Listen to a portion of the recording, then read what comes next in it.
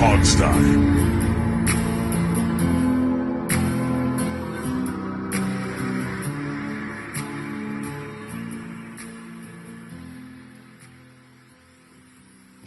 Hey everybody, welcome to the Hogstye. It is I, your host, Alex, Steve, Dave.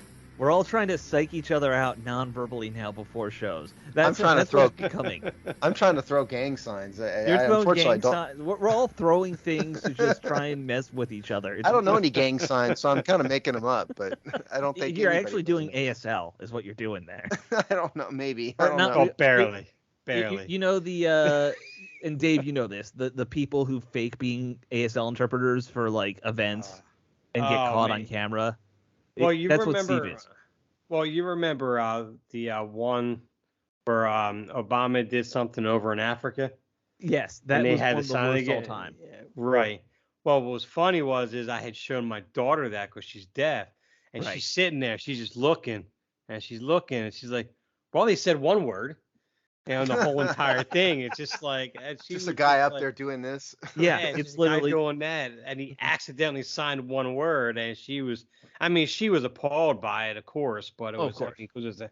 it was a shame for what they did, but Yeah. it was just crazy. Yeah. In my job, I work with a lot of interpreters. I will say I did an event recently for the disabled community. No offense to your daughter, and I'm half deaf. I count myself, as somewhat disabled. You told me once you live a mono world. Live in a I do. mono world. I'm completely deaf in my right ear. The deaf people have no sense of humor about, doing five-way compliance, ASL, and stuff like that. The blind make jokes like crazy about their disabilities. They have the best sense of humor about their disability, better than anybody. Well, I it's had fun. this blind guy go up and he said, "How's everyone doing today?" Well, I hear a lot of nods, so that's good. Well, opens with it's a funny joke. you say that because where I work at, there was this one deaf guy. He retired a few years ago. He was working with some guy, and it was like years ago. He was telling me about the story. He worked as an engineer. He'd walk over to the engineer's phone. He'd pick up the phone, act like he's talking to it, and then turn over and hand the phone over. Oh, it's for you.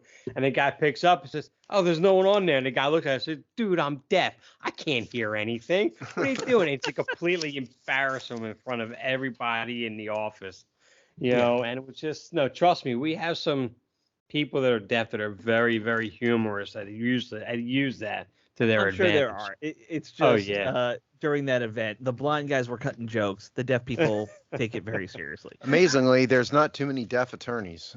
No.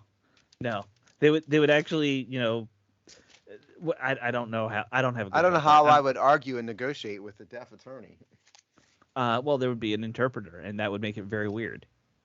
There is a blind attorney. He played Daredevil or something like that. I've never met a blind attorney either. Yeah, it's from Hell's Kitchen. Yeah. Who? Yeah. Exactly. Is this Daredevil, a real person? famous comic book character. Yes. Oh, okay. Comment. Let me. By the way, I guess I will start like I always do. Happy Veterans Day to both of you. I know that's coming up for both of you.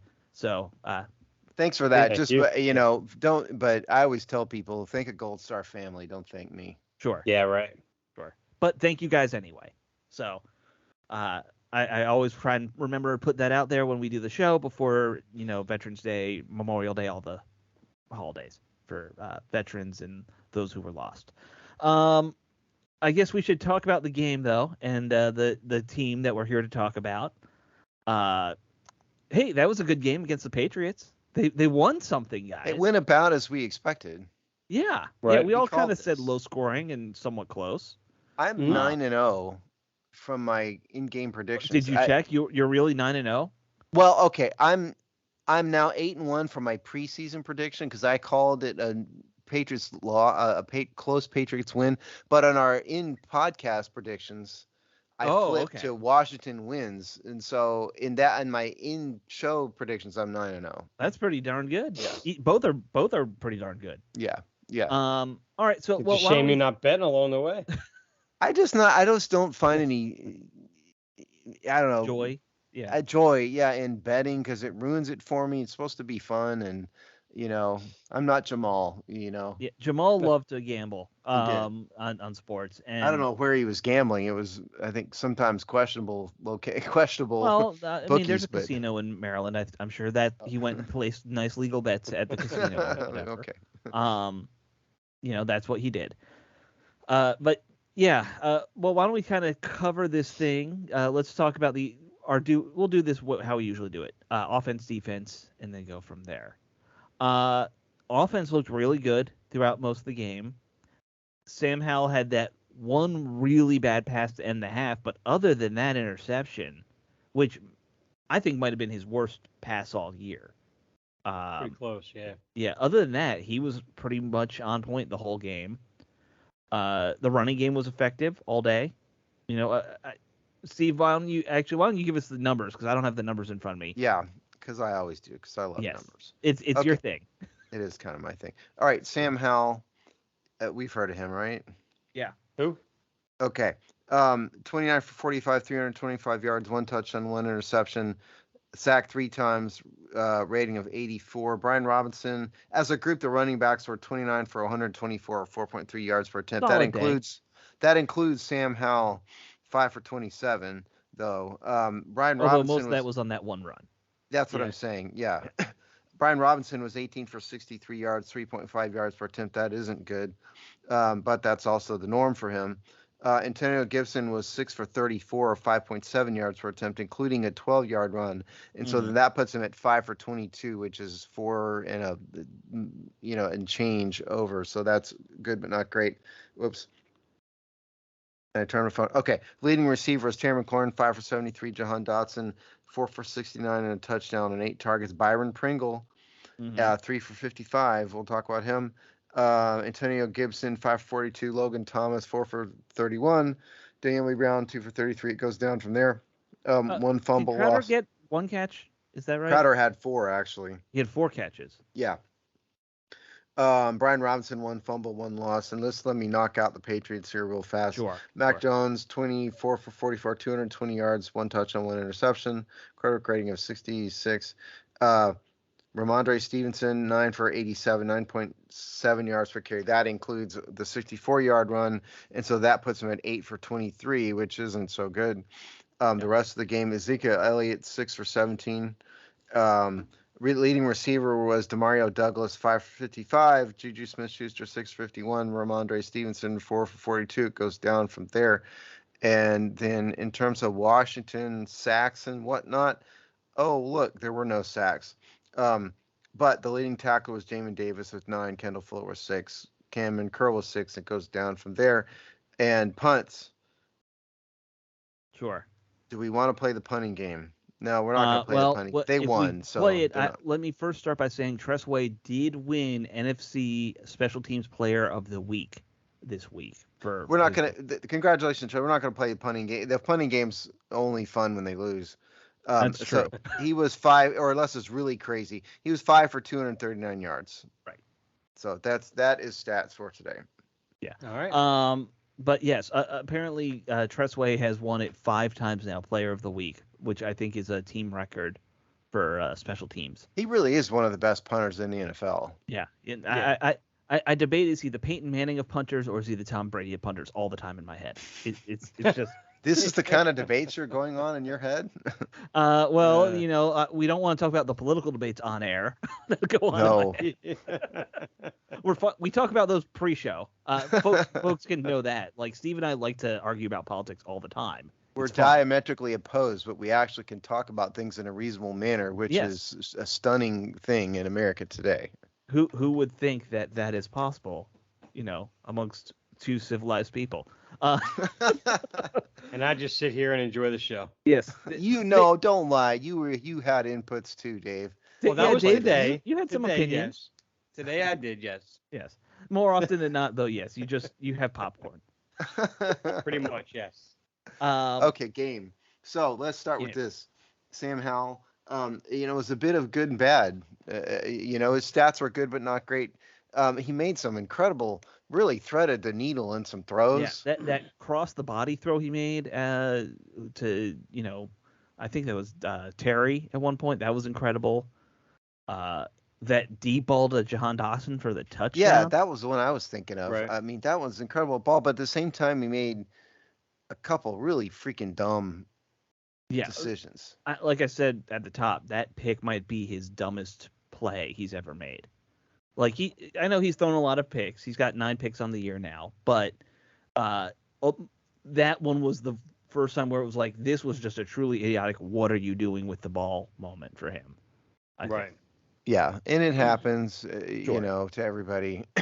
At least everybody not named like Tom Brady. It happens. Tom Brady even had a few hundred picks in his career. Tom Brady was pretty good at blaming his offensive line whenever he did something stupid. Y'all notice that? Yes, Oh, he was very good at grabbing somebody's face mask and yelling at him. Yeah, I mean, he's a bit narcissistic in that regard. What? I think my biggest takeaway from this game was second game in a row that Eric Bieniemy still pass heavy. I don't think he's ever going to change that, of course. But he utilized the system. Yeah, exactly. But I think second game in a row, he really utilized a lot of the short passing game, which is a definite strength of Sam Howell. Yeah. And Sam Howell, second game in a row, that he was taking everything the defense was giving him underneath and not trying to force a lot of stuff downfield like he was earlier in the year, trying to make a bigger play. And and he's been navigating the pocket a lot better too in recent weeks. I think Mark Bullock did a really good job on breaking that down this week, especially against the pressures he faced. I think Sam Howell is really starting to kind of get comfortable with Bieniemy and vice versa, and they're starting to kind of really what's the word I'm looking for? Kind of coalesce, a little bit with each other. Yeah. And how much further it's going to go from here is going to be really interesting to watch and curious to see how it goes on. If Bieniemy starts reverting back more to what he did earlier in the year, and is Sam Howell going to stop being aware of what's of the pocket more, the pocket presence of it, start forcing more throws going down the stretch. But right now, these last 2 weeks, they've been doing well, gelling with each other, and that offense has been much better. It really has been much better. So, Washington has thrown more passes than any other team in the NFL. They are number one in that regard. They have also by a full game basically. It's like 44 attempts more, I think it is. Well, the Vikings are only 2 behind them, and the Chiefs are 13 behind them. So there's a couple teams. I thought it was more than that for some reason. No, it's not. No, but regardless, they're number one, and then they are simultaneously tied for 30th in terms of rushing yards. But see, here's what I want to point out. Quarterback rating wise, Washington is solidly in the middle of the pack, 89.3. Right. Rushing offense, yards per attempt. Let's see, shall we? Oh, look, they're 12th. Okay, so really, kind of that high. 4.3 yards per attempt, which is tied for 12th with Buffalo, Detroit, and Indianapolis. So what I've kind of been preaching in the takeaway columns all year is that Eric Bieniemy's just got it in his head. The dude is going to throw the ball no matter what. He's called pass plays when he definitely shouldn't. It's a horrible decision. The dude just is like addicted to pass plays. The problem is, if you would not, I'm not saying anybody here is, but there's the fans who are homers, understandably, because they're rooting for the team. I don't think the fan base out there is acknowledging the fact that Washington is not a great passing team. They're okay. They're doing okay, and he's getting better, but they are a decent running team. And taken in total, I also don't think Eric Bieniemy's using his rushing assets appropriately. Rodriguez needs more yards, needs more carries. Brian Robinson is okay, but not that good. But as a team, they're doing pretty well, and he refuses to run the ball. Well, now when we're looking at those numbers, I could also, I feel like I should mention, if they ran it more, we don't know if that number would stay at 4.3. Part of the reason it could be that they're 12th in that average area is because he's so pass heavy. Teams are just not playing the run. Perhaps, but we'll never know. Of course, we'll never know. Like and like the completion percentage is 66.6%. solid. That's ranked 13th. Good, but not great. So what I'm saying is, I think the numbers here and interception percentage, Washington's in the lower quadrant, 20th, Yeah. ranked 20th. Yeah. I don't think Washington is good enough to have such an incredibly pass-heavy offense, and it is showing, in particular, in the number of points scored. If you go by number of points scored, they're 14th. Right, but they were 27th last year. They finally scored. Yeah, granted, I know, but my point is, I don't think that this offensive coordinator strategy is fully utilizing the talents of the team. This is not the Chiefs. Generally speaking, I agree with you. And look, yes, Sam Howell is yardage wise, I think he's second in the league at this point.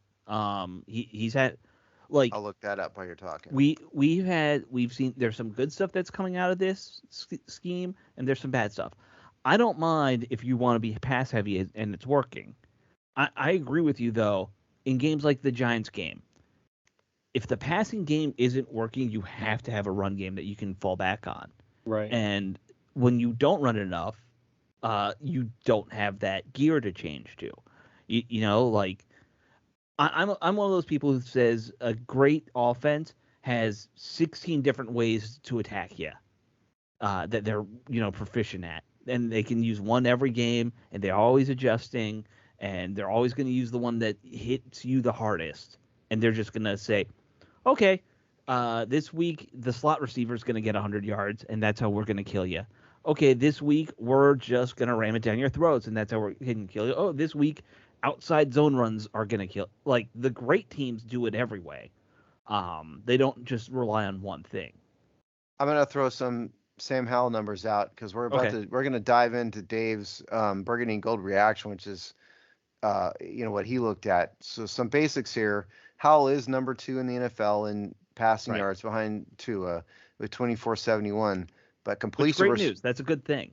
Completion percentage, he's down to 14th in completion percentage. What's the rating? What's the league out of curiosity? I don't even know. Completion percentage? Yeah. Lamar Jackson 71.5, Josh Allen 71.3, Dak Prescott 70.2. Can we acknowledge how ridiculous it is now that we have multiple guys getting into the 70s? It's crazy. Yeah, it's just the league now. And at quarterback rating, Howell's down to 18th.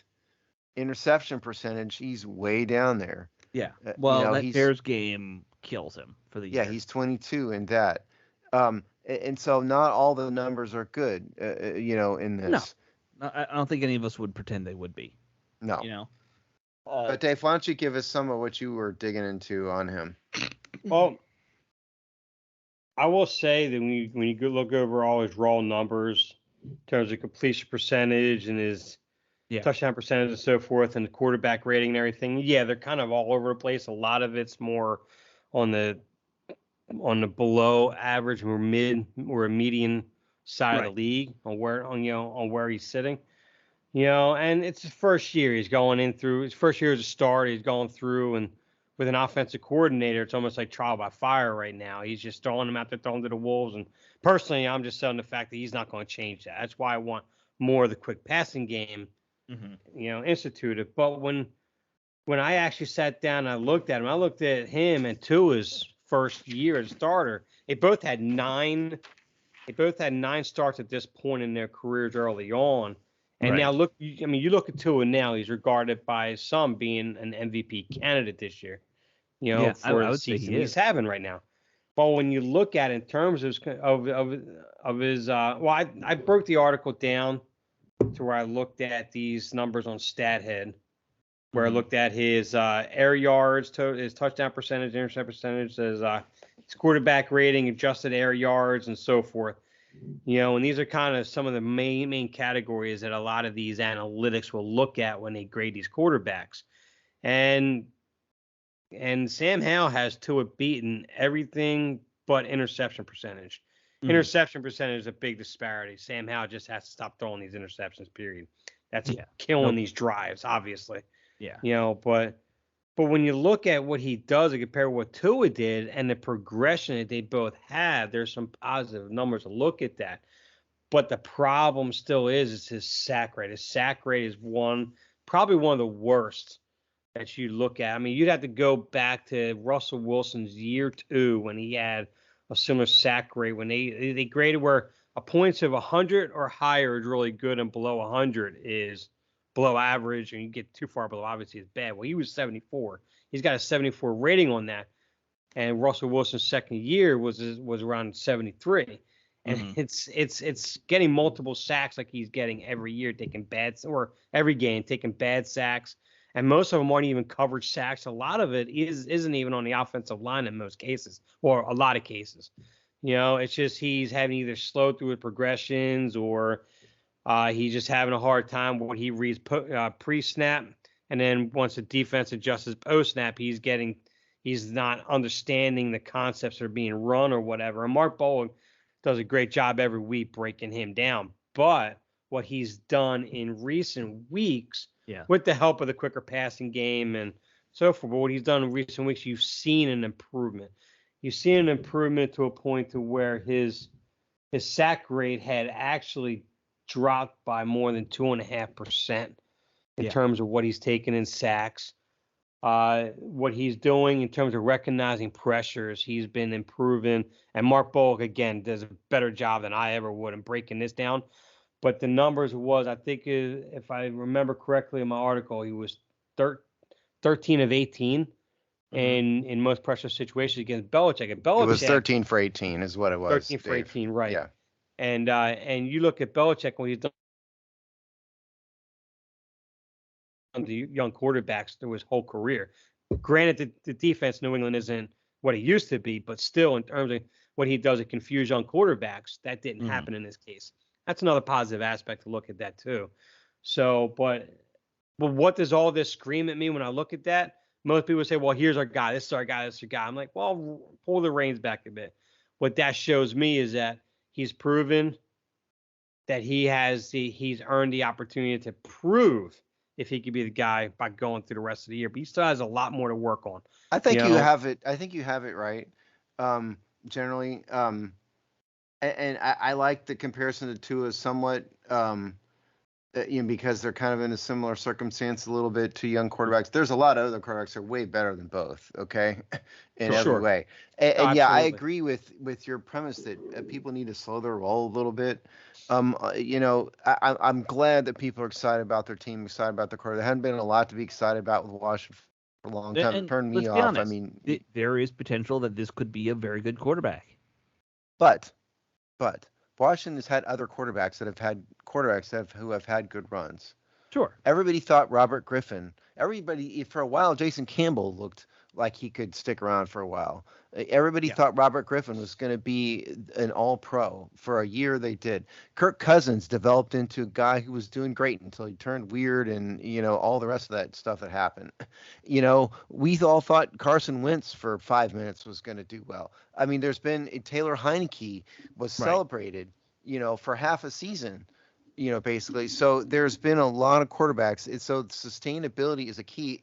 And I can tell you right now, a quarterback who has an 11.1% sack rate, which is what he's at, is not going to survive.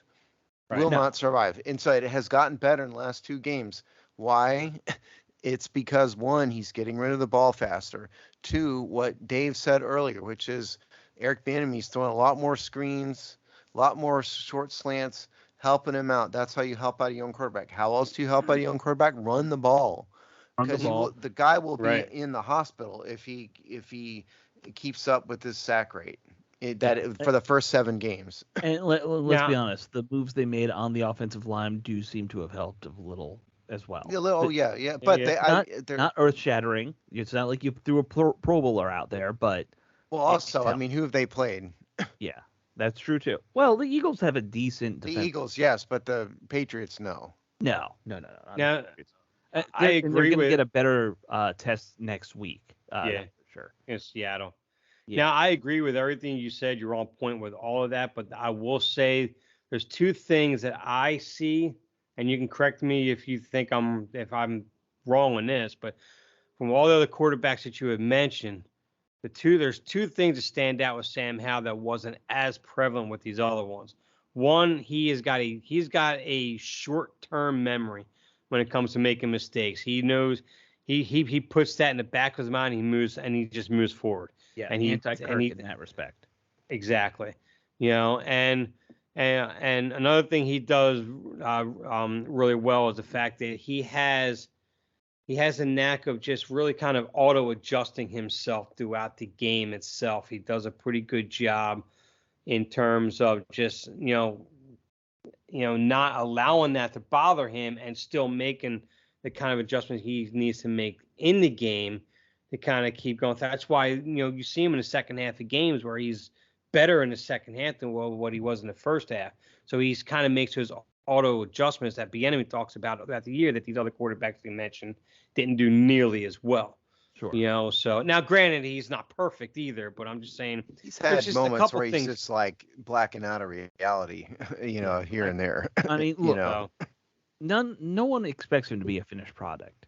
Right. One of the things I kind of did this week, I did a little digging and looked at quarterbacks who sat that first year, like Sam did, for most of it, maybe played a little bit here and there, and then how they did when they finally got that starting job. There's a lot of elite guys in that group, honestly. Patrick Mahomes, Kurt Warner, Dante Culpepper. I just basically went and ran through some numbers of some of those guys. Sam's in very good company right now. Potentially, he could be like in very elite company if he stays healthy, but that's a long shot with the sacks, obviously. Right.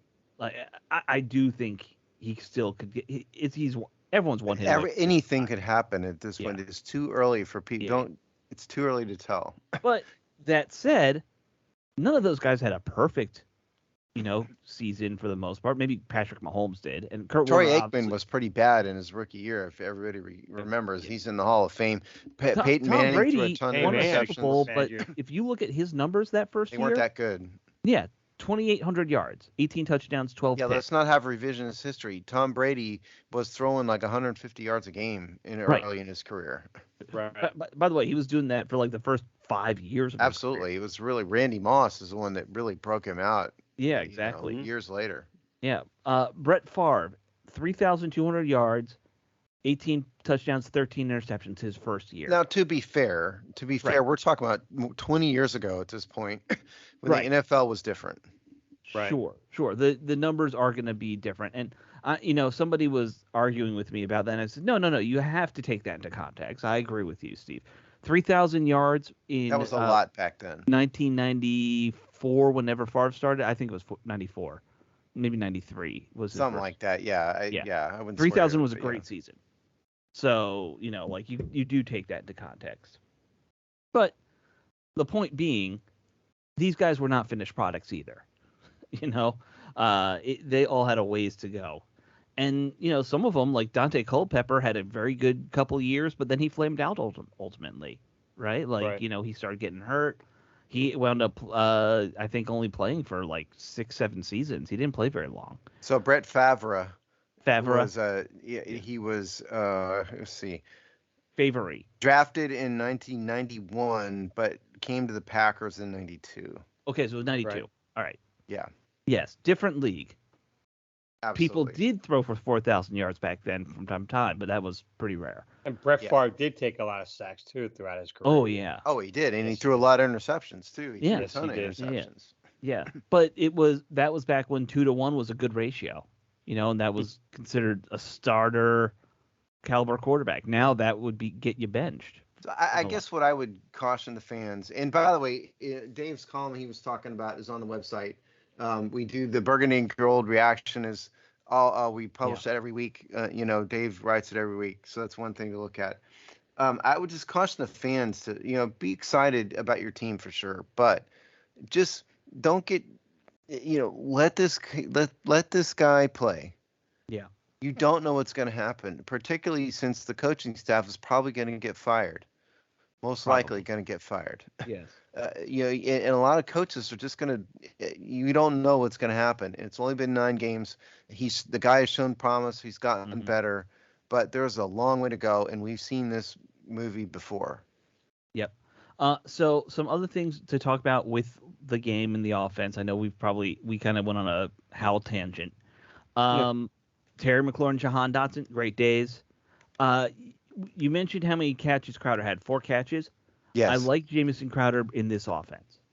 They've needed a real slot receiver. All these guys can play slot, but he's a true gets open in short space kind of slot receiver, and they've needed that for Sam Howell. He's more a guy they reliable never than should have De'Ami Brown. left. He's the guy they never should have let go in the first place. Yeah, I totally agree with that. He was a very solid player back when Gruden was here. It was idiotic that they let him walk, for what wasn't even that much money back then. Yeah, right. And he's 30 years old now. I would seriously think the team should, and I know it's going to be new coaches and GMs. I would try and keep a guy like that around because you need that role player for a young quarterback. It's just like having a good tight end. You need those little safety valve inside guys. There's just a lot of uncertainty, though. Oh, absolutely. There's a ton of uncertainty. I get that. But he did a good job, I think, this week filling in for Curtis Samuel. I guess is my point. And and how much better would this offense of Sam Howell be if they had an elite tight end? Oh, of course. Of course. No disrespect Only to Travis Logan Thomas, Kelce but- or Rob Gronkowski would fall into their laps. Or yeah, T.J. Hawkinson, if if Yeah, only. there's another one. Actually, I would that- take just a That's decent it. number 2 tight end. Yeah, right. I just mean just kind of dreaming off a tangent real quick. That's all.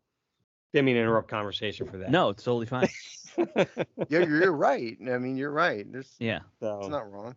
I mean, Logan Thomas is what, 4th on the team in terms of catches. It's not bad, but it's nothing great. I mean, the and he's role 32. he's been playing has been pretty good. It's just don't have that one tight end that plays like a receiver, unfortunately. Well, I think he's the closest they have to that. What they really need is a tight end who can play like that and block, and he can't do both. No, That's pretty rare, though. These days it is. Yeah. Yeah, let's be honest. Yeah. Gronk was like one of the great ones. Kelsey's great at being able to Rob do both. Gronkowski is probably my vote for the greatest tight end in NFL history. We've had a slew of them, but you could make that argument. That's for sure. Yeah. I I still keep Gonzalez up there myself. I did a column about tight ends a while ago when Jordan Reed was in his prime, and Rob Gronkowski's numbers compared to everybody else are just ridiculous, like off the charts. If you really do a deep dive into what he did, he's just way out. It was him and everybody else was in his dust, man. In terms of just per game kind of stuff, yeah. The deep stat. He was unbelievable. Yeah. I mean, Gonzalez and it was a different NFL back then too. Well, different Gonzalez, NFL, but durability Gonzalez was a before big his thing. time. Yeah. Gonzalez was before his time. If Gonzalez was in this era, it'd be insane what he could do. Oh yeah, absolutely. Gonzalez was Kellen Winslow, another one from a generation ago. Yeah. I mean, it's interesting. I think tight ends. There were so many good ones for like the last 15, 20 years of recent NFL history. There were a lot. Anything else on the offense for this game that you guys want to touch on? Yeah, I just wanted to point out. I made this a takeaway point just because it's good to see Byron Pringle had his biggest game in a while. Yeah. He's the guy who's bounced around a little bit. 3 for 55 doesn't sound like much, but that was the first time we've seen him be really productive all season, and statistically it was. And he made some good and important catches, so I'm good for Byron Pringle. This team has some solid receiver depth. I think that's not appreciated. Yeah, I don't know how that happened, but yeah. Yeah, like they had 3 good ones at top. We knew that, but they've developed some good depth behind them. Yeah. I wish they would do that at some other positions. Why don't we flip and talk about the defense? Because that might be some of those positions. Yeah. The first game with 2 new defensive ends. You said at the top, not a sack. We do have to talk about the taken away sack that they got. So I want to address that up front. Yeah. He's talking about KJ Henry's hit on Mac Jones. To me, of course. and I say this because I've been honest on this show. I'm more kind of a neutral observer here nowadays.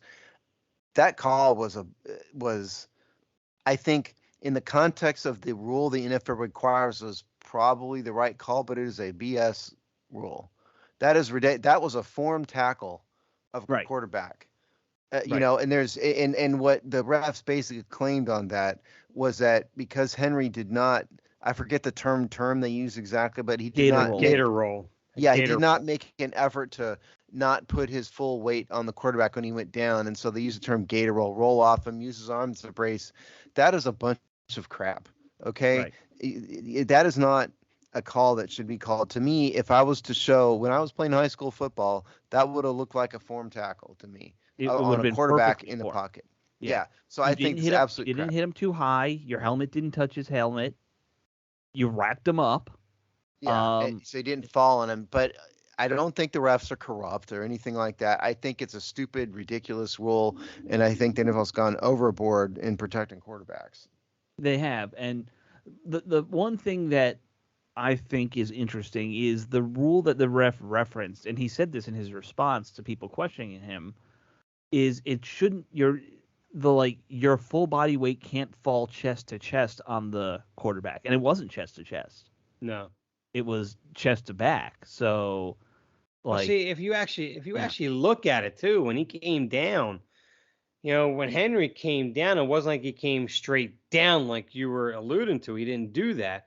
He literally just like when he came down as the quarterback was down, Mac Jones was down, you saw him still sliding off that back end where his weight was still coming down, but he right. was still his momentum. He allowed his momentum to keep carrying him forward. So it was almost like he came down and slid off the back of him right there. Right. That's where you Yeah, said right there, he didn't even go chest to chest like that.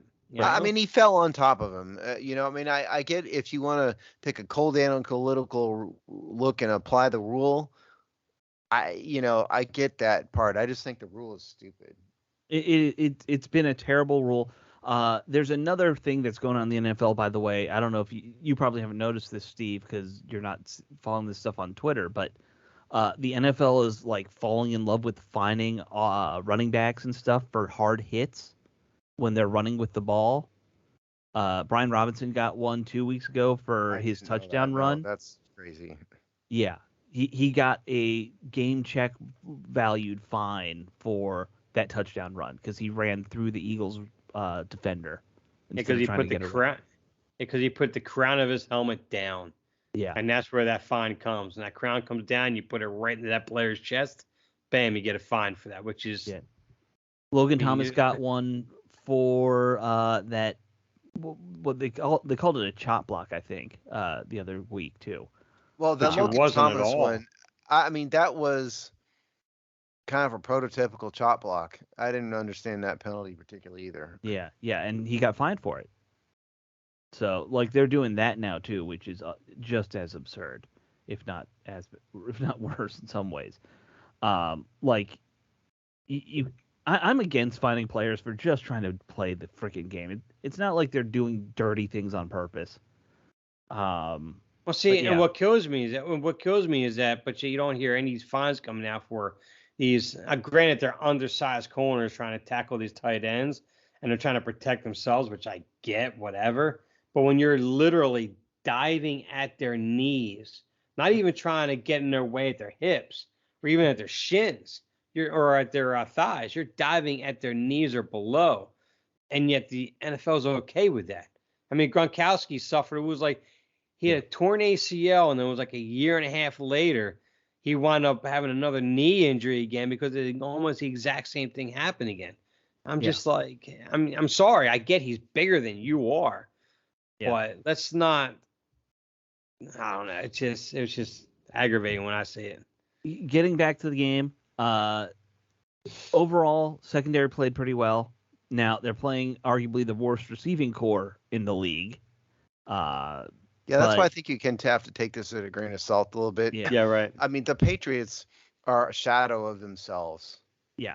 I'm not even sure they're a shadow of themselves. If the Patriots are, like the band Foreigner, they're touring right now. Foreigner is touring on a goodbye tour.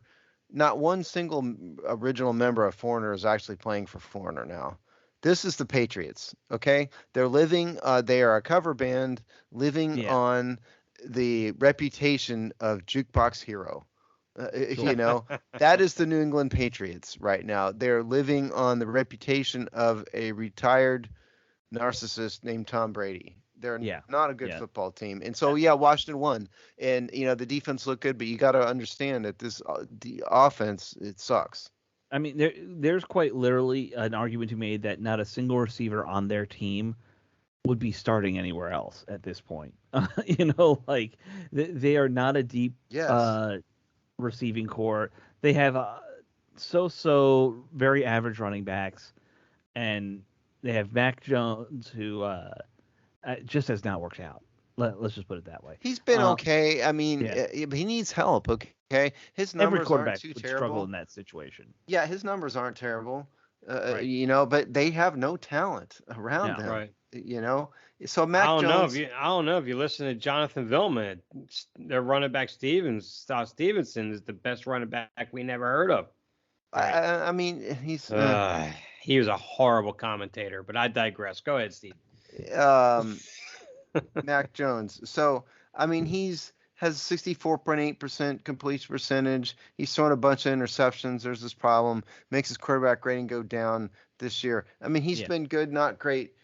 But my point is, he's held back by the lack of talent around him. He's held back no matter what Jonathan Vilma says. He doesn't have a great running game. We showed that statistically. Right. They don't have a great running game. I said one of the game plans for this last game was make New England run the ball because their running game sucks. You know, that's why. So they got one good run off. That was it. Yep. Yeah. So I don't agree with Vilma, but I don't think Mac Jones is the worst thing in the world necessarily. A caller quarterback is mostly situational. Yeah. Oh, yeah. And if you're a traditional pocket quarterback like he is, you need more talent around you. Like, you can't make moves running away with the ball. So. Yeah, that's exactly right. Yeah. Overall, though, happy with the win as a fan. It's a solid win, regardless of the quality of the opponent. Now it gets interesting though, because they are about to face a much better opponent in Seattle. I know the Seahawks aren't a great team, but they are a very good team. Still, I know that Geno Smith is down statistically and not having the year he had last year, but overall, this is a much better opponent that they're going to face now.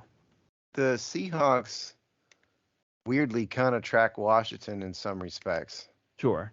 In terms of just generally speaking, where they fall, the Seahawks have won more games than Washington, but statistically, they're kind of a fair to Midland kind of group, much like Washington. 107, they few prefer points, 171 points. For sure, but you know the rest of their rankings are kind of middle, lower middle, kind of like Washington. I mean, they're average 4.1 yards per carry, rushing, completion percentage. They're at 64.5, which is just a touch lower. They are. It's strange. They're not. They have a better record. They have a winning record, but they're kind of a middle of the road team, and so I wondered why. And well, let's take a look at who they've played. The Ravens, the Bengals, the Lions. They've played some decent teams. Even the Browns. They've had a down week against the Rams in week 1, but they've played some good teams in here. They've played some good teams, but they've also played some really bad teams. But they've won those games, so. Yeah, of course. Yeah. But the difference between the Seahawks and Washington is Washington should have beat New York and should have beat the snot out of the Bears and, came out flat both games. Right. When the Seahawks had to play Carolina and the Giants, they won. That's the difference. Is they beat teams they should have and Washington didn't.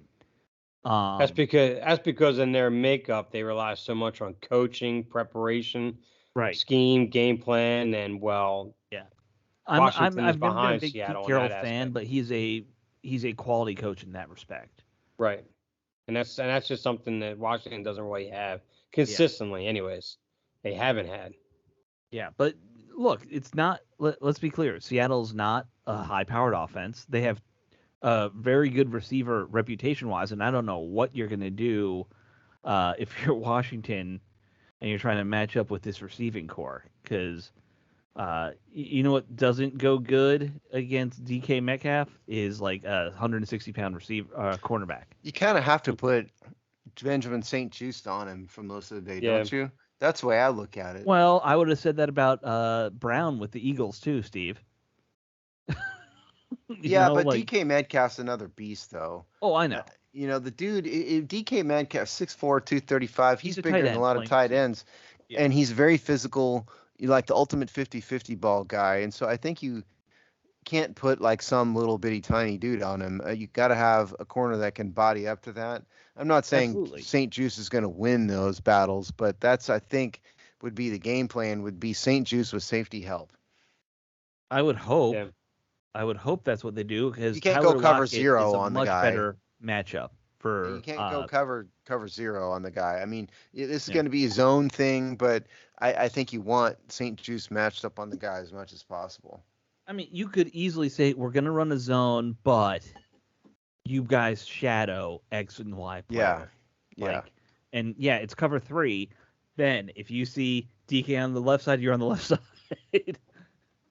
Emmanuel Forbes, you cover the guy who's 5'10", 180 pounds, because at least you're close. I mean, Washington traditionally doesn't really have its corners travel like that. No. Even times and they're always wrong for doing it. Yeah, I know. I agree with you. Yeah, I mean, that's what I was about to say is, they should, and they don't. At least they haven't to date.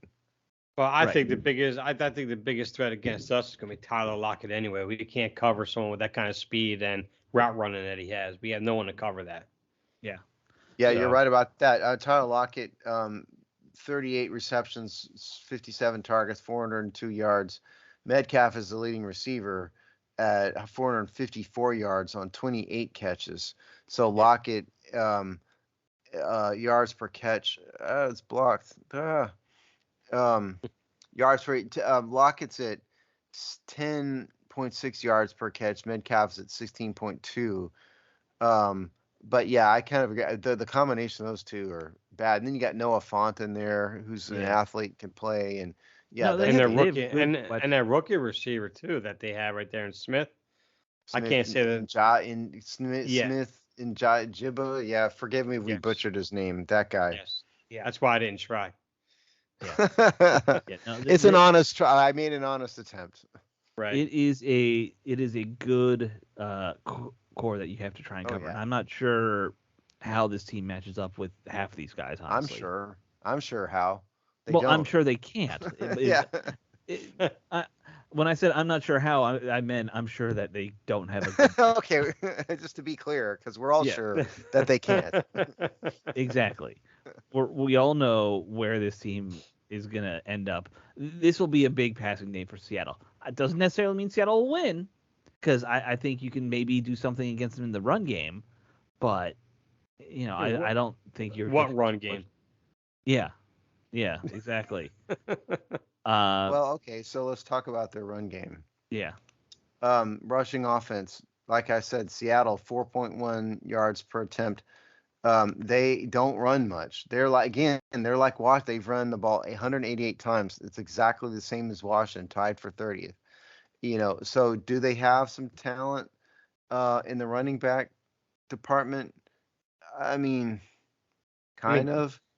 Kenneth Walker, yes, but right now I think he's going into this game banged up anyways. He's averaging 4.2 yards per carry. The other guy, Charbonnet, is the one who's averaging over 5 yards a carry. He's only had 32 attempts, so it's not a huge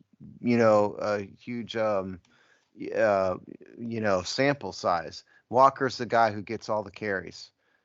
He has some talent, but he's, hasn't produced tremendous results, and they're not going to give him any balls. They're just not. Right. Yeah. I mean, it is interesting. The more you talk about it, there are so many parallels to these two teams. Oh, it is. Really, it's like, it's looking at this, studying these numbers, and it's like, man, this guy, this team, a lot very similar. Yeah, the only difference is they're better prepared. So if you want to look at Walker, his week 3 game against the Cardinals, he had 26 attempts. Mm. That's the season high. But other games, 9, 8, 19, 17, 18, 17, and 12. So that's probably how many carries you're going to see realistically from this guy is, mid-teens, probably mid to upper teens at most. Okay. Yeah, I mean, so that's not a whole lot. No. All right, talking about their defense, I guess, it's still every time I think Seattle, I still think of their defense from, 15 years ago, 10 years ago now, when it was that elite, secondary. The Legion of Boom. Legion The and all of that. Legion yeah. of Boom, and they are not that anymore. They still have some talent. Bobby Wagner. They're kind of the Legion of Thud now. Yeah. Minor, low impact thud. Yeah. But if I did my quick count here correctly, they have about 27 sacks on the season, right? This is a team that, they're gonna have to do a good job protecting Sam Howell this week. They can't revert back to their old ways. And don't Eric Bieniemy, please do not just try throwing a bunch of seam routes and stuff like that. We need to dink and dunk still against this team. Yeah, listen, Seattle's sack percentage is 9th in the NFL. Mm-hmm. Very good. Right. They're very good, and I had their blitz percentage here. Here it is. Okay, blitz percentage. I thought I had it highlighted, and I don't. They don't blitz a ton, 22%. So they're getting pressure without blitzing, very much. Which is interesting. In terms of sacks, it's Jaron Reed has got 4, Jordan Brooks has got 3.5, Bobby Wagner's got 2, Draymond Jones got 2. So they're spreading it. Darrell Taylor. And the linebacker, Mafe, I believe is that. Did I miss somebody? Yeah, my point is, in big picture, is that it's not. Oh yeah, sorry, I missed him. He's 6. So they've spread the love, is what I'm getting at here. Yeah. Yeah, they're not trying to get you with one guy. They're bringing stuff from all angles, really. Right, exactly. And they're not blitzing a ton. Right. But when they are, I guess it's effective if you're telling me absolutely. that. And listen, linebackers, corners getting there. Yeah, and the other thing about this game you cannot ignore is this is in Seattle. And so you have a massive, 6-hour flight, 5-6-hour flight into a stadium that is known for noise. Yep. Into a team that plays very well at home. So it's a lot going against you in this game. In that regard. Although Washington apparently has a winning record traveling to Seattle. Well, they did beat Seattle once in the Trent Williams era, if I recall. In a game they shouldn't have won. They came in there and won. Except for in the playoffs. They got their butts handed to them in the playoffs. I was talking about that regular season game a few years ago, though. Yeah. That was one of the few games by Doxson that was actually. Oh, that's right. He may right. have something. Yeah. That one Josh Doxson. I think he's totally out of the NFL now, if I recall. Yeah, he is. Yeah. Yeah. Great catch down the sidelines, man. Yep. Yeah, that's the one that game. You're right. Probably his best game of his career. Probably. Yeah, right. Because there weren't a lot of good ones. So Seattle obviously got to watch out for these edge rushes, because that's where all their pressure's coming from. I only see 1 sack by defensive tackle for their whole team. So not interior pressure. This is a exterior pressure team. Right. And then obviously you just got to watch out for Wagner after that, because he's going to be their cleanup man at linebacker. I didn't look. Do they have a lot of picks? How are they doing interceptions wise? You could have given me a warning. I'm looking right now. Not a whole lot. 6 interceptions. Yeah. Not a ton. It's pretty low. I mean, by comparative speaking, that's kind of lower middle. Exactly tied with Washington. Again, tied with Washington. Yeah. Not a ton. Yes. Right. So what this is all going to come down to is what we're saying is it's going to come down to Tress Way and whoever's got the it's always a Tress Way thing, isn't it? It's the superpower. Yeah. There we go. All right. So why don't we do some score predictions, and then we should talk about some of the other stuff going on in the NFL. All right. I'll go first this time, I guess. I do not think Washington's going to win this game. I think there's too much riding on it. They won a game last week. They showed no ability to play well 2 games in a row, and they didn't play that well against the Patriots anyway. I actually think that the Seahawks have an ability to score a lot of points when they want to and when they play well. So I actually think this is going to be something like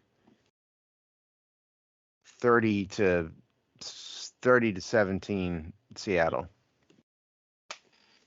I'm thinking it's going to wind up being actually a pretty close game, 24-23 Seattle. I'm kind of leaning close but high because I don't think either of these defenses are anything special. So I'm going to say more like 31-28 for Seattle. I don't see it. It's a long road trip getting out there. That always counts against you. All right, so other things going on. Chase Young had that introductory press conference that melted down certain people in DC. He had a lot of interesting things to say about his time here in Washington. Not it good. Let's be clear. On his way out, it certainly seems like he maybe didn't want to be here for a long time now. One of the quotes that caught my eye though was he was talking about the culture in San Francisco, having just gotten there for 4 hours, and saying how much more professional he thought the culture there in San Francisco was versus culture here in DC, kind of taking a shot at the other players here in DC, in my opinion. And I take some umbrage with that. You were the number 2 pick, man. Give us the specific words that he said, please, that you disagree with. Let me see if I can read it off my tiny, tiny phone. The players, the spirit of the locker room, the spirit of the coaches.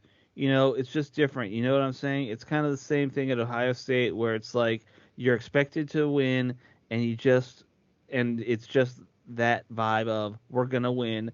You know where I'm saying? So it definitely reminds me of Ohio State, but obviously it's going to feel these are grown men. I'm just excited to be blessed with the opportunity to be with this franchise. That was one of the quotes about the culture there. I have no problem whatsoever with that quote. He's being honest. 2, let's admit that Washington does not have a winning culture at all.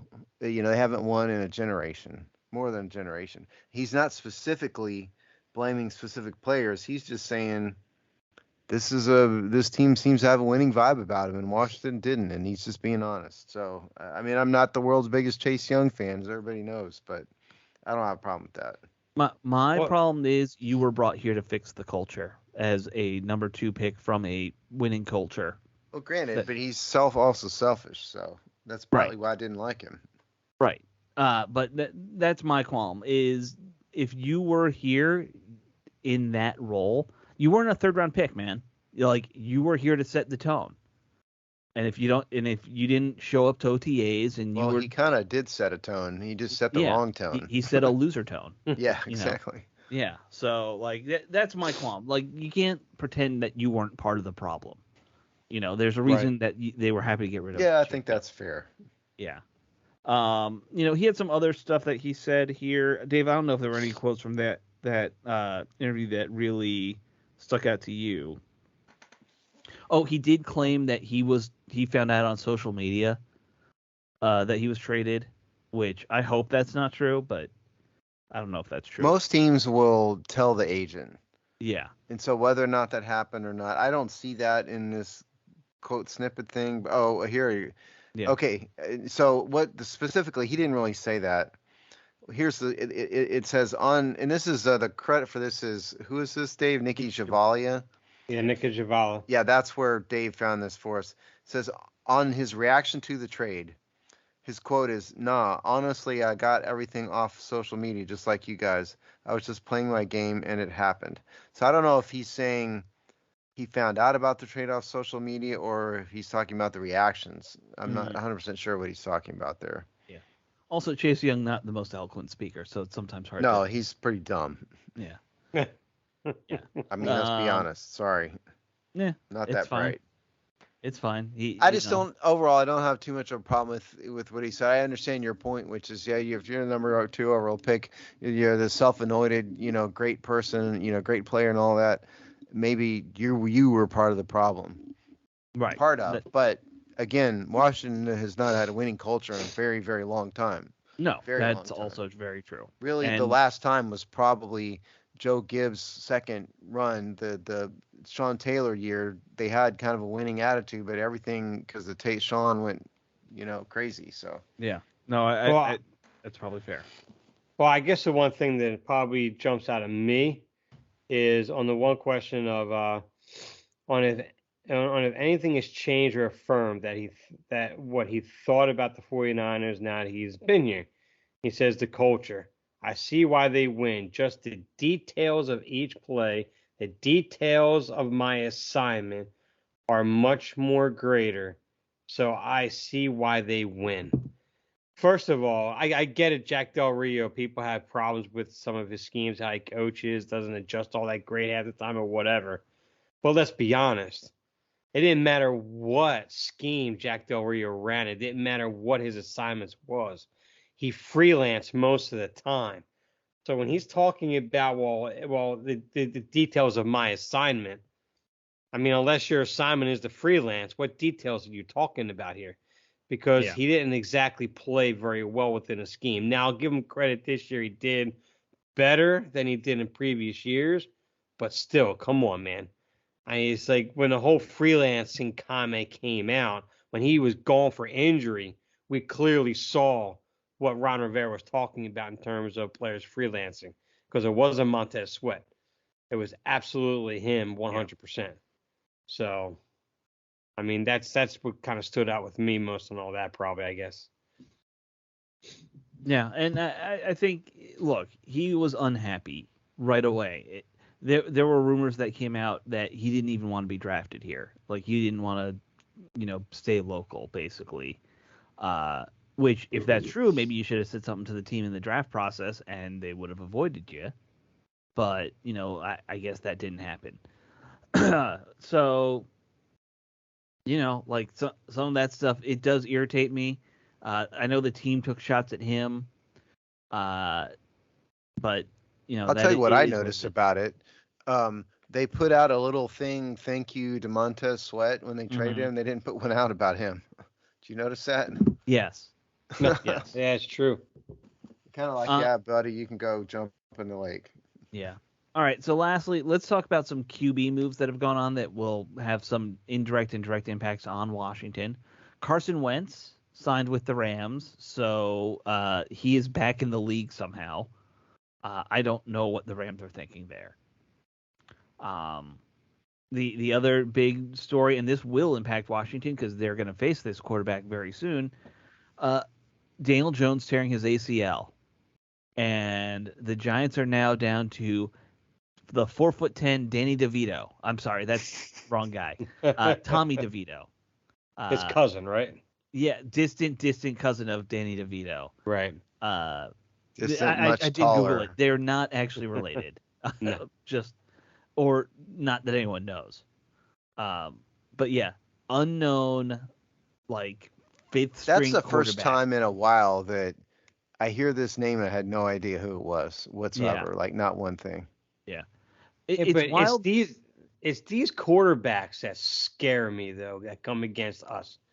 I mean, maybe I'm blowing it, but it just seems like we get these quarterbacks that just either come out of nowhere, their first start, or they've been struggling their young careers or whatever, and they come against us, and it's like they look like Tom Brady. No, I get that. I mean, we definitely see a lot of that in the league.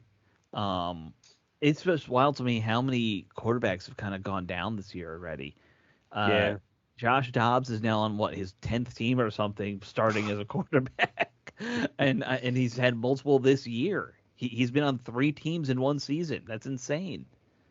And he's starting for the Vikings now. That like that kind of stuff just blows my mind in the NFL these days. Just how many quarterbacks are getting hurt and That's part of why Sam Howell's the number 2 leader in yardage right now, is because a lot of guys are getting hurt. Well, also, we can't complain about the NFL's position on roughing the quarterback while simultaneously saying, yeah, a lot of quarterbacks get hurt. Well, here's the thing. Daniel Jones hurt himself without getting touched. He was just dropping back. And no one hit him. He popped his ACL popped as he was dropping back. The Kirk Cousins injury was bad. The Aaron Rodgers injury isn't great either. Which also was a non-contact. Yeah. All these are ACL injuries, by the way. Achilles for Aaron Rodgers. Achilles for Aaron Oh, Rodgers. sorry, Achilles. Yeah. But all these lower leg injuries now, is something going on with the NFL in terms of fitness that these guys are not like? Nah, I just think these players' physiology makeup is just too strong for what the natural body can handle in terms of with these ligaments and stuff like that. It's like our bodies aren't made to handle I mean not just the muscle mass itself. I'm just talking about in terms of the cuts and the start stop and start back again. It's just our bodies aren't made to be like that. And these athletes nowadays are ramped up to a level we've never seen before. So it was a little bit better when they all had a layer of fat and smoked a cigarette on the sideline. That literally happened, by the way. Alex is not making that up. No, smoking cigarettes on the sideline. Smoking cigarettes and drinking beers on sidelines was not that unusual in the 80s. No. And before that, too. Oh yeah, definitely before that, but up to through the 80s, I would say. Yeah, and then fair enough. Yeah. Yeah. But yeah, it's just weird to me. Part of me, I'm like, are we over-teching it? Like, is it the shoes or something? I don't know. It's just bigger, faster people falling on it, hitting each other harder. That's all it is. Yeah, it's just and it's unfortunate that that's what's happening too. Yep. Right. All right, guys, that should wrap up this week's show. Again, if you did serve, have a happy Veterans Day, and we'll see you all next week after the game. Take it easy. Okay. Yeah, I